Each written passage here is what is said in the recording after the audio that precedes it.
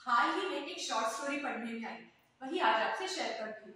सोचा रोज रोज बड़ी बड़ी ज्ञान की बातें सुन के आप भी बोर हो गए होंगे, है ना। नमस्ते, मैं doctor Tripti Patil, research associate at Sandoz pharmaceuticals Mumbai. तो आइए सुनते हैं ये मजेदार स्टोरी।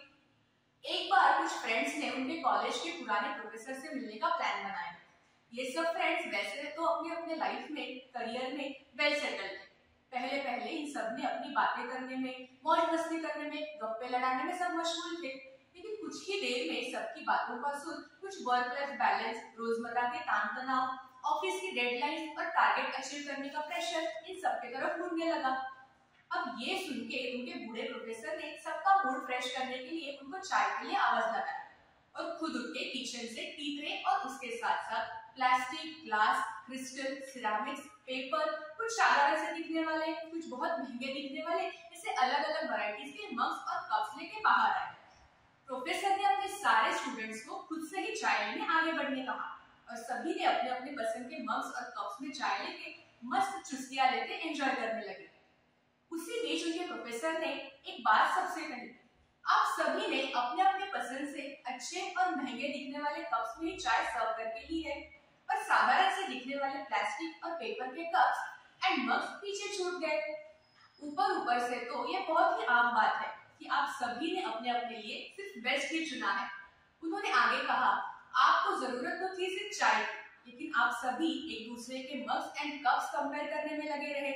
अभी भी आप में से बहुत सारे लोग खुद को अच्छे कप में चाय ना मिलने से ज्यादा दूसरों को अच्छा कप मिलने से दुखी है।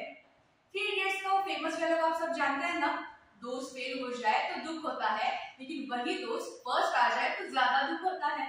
बस ऐसा ही कुछ। प्रोफेसर ने उनको समझाया, अगर लाइफ चाय है तो इसे जीने के लिए नौकरी, पैसा, जॉब, ये टारगेट्स, ये सब उसके साधन है, यानी कि कप है। मोस्ट ऑफ द टाइम हम अपनी चाय की चुस्कियां लेने की बजाय उसके कप पे ज्यादा ध्यान देते रहते हैं और चाय एंजॉय करना भूल जाते हैं। अब आप सोचेंगे हैशटैग से यस टू आयुर्वेदा की इस सीरीज में मैं आपको कहानियां क्यों बता रही हूँ। वो इसलिए कि कुछ ही दिनों पहले यूनाइटेड नेशंस ने वर्ल्ड हैप्पीनेस रिपोर्ट पब्लिश किया, जिसमें भारत देश 150 देशों की सूची में 136वें पायदान पे है। 20 मार्च को भी इंटरनेशनल डे फॉर हैप्पीनेस दुनिया भर में मनाया गया।